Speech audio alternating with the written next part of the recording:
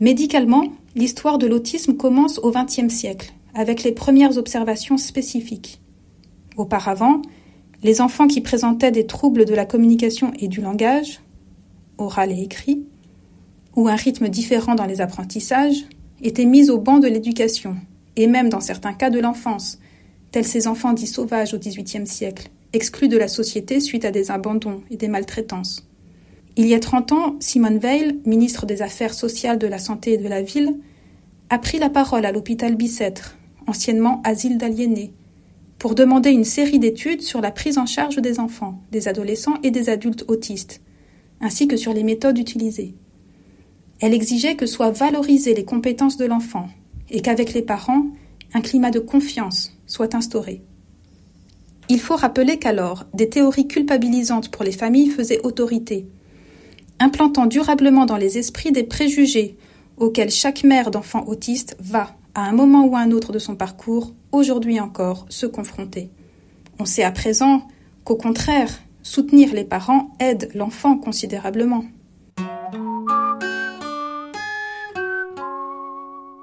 Scientifiquement, l'autisme est une condition neurologique qui a des effets sur le développement dès la petite enfance et qui perdure tout au long de la vie, tout en évoluant. 2 axes durant le diagnostic sont mis en avant.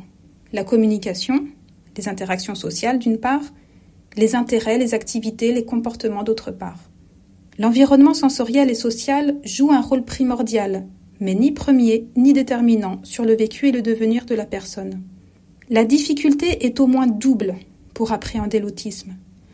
Non seulement la cause de l'autisme est diffuse, croisant des facteurs biologiques, génétiques, environnementaux tels les polluants, mais encore, ces manifestations sont extraordinairement diversifiées et fluctuantes. Pour telle personne autiste, écouter de la musique sera intolérable. Pour telle autre, cela représentera un réconfort inégalable. L'une n'aura pas accès à la parole, l'autre au contraire ne cessera de parler de ce qui la passionne intimement.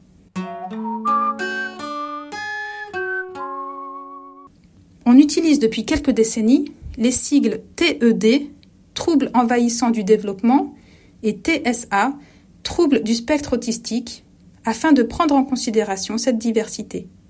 En 2005, la loi française pour l'égalité des droits et des chances, la participation et la citoyenneté des personnes porteuses de handicap a réhabilité le sens premier du mot handicap, qui désigne en premier lieu une course à chance égale. Il ne s'agit pas, avec la loi de 2005, d'imposer aux personnes neurotypiques des charges plus lourdes pour égaliser les parcours personnels, scolaires et professionnels, mais de compenser les difficultés rencontrées par les personnes atypiques. La loi de 2005 appelle de la sorte à faciliter le maintien des enfants autistes en milieu ordinaire, on parle d'inclusion, et à leur offrir un accès à la scolarité, à l'emploi et aux espaces publics. L'autisme est parfois présenté comme une maladie, ce qu'il n'est pas.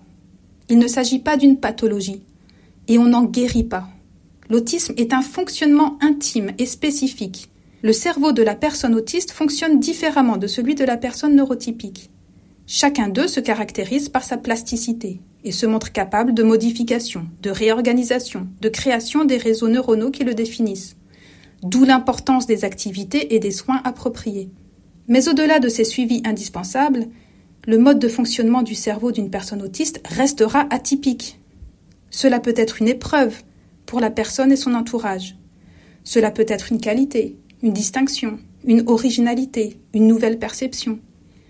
Beaucoup d'artistes et de chercheurs du passé seraient maintenant diagnostiqués autistes,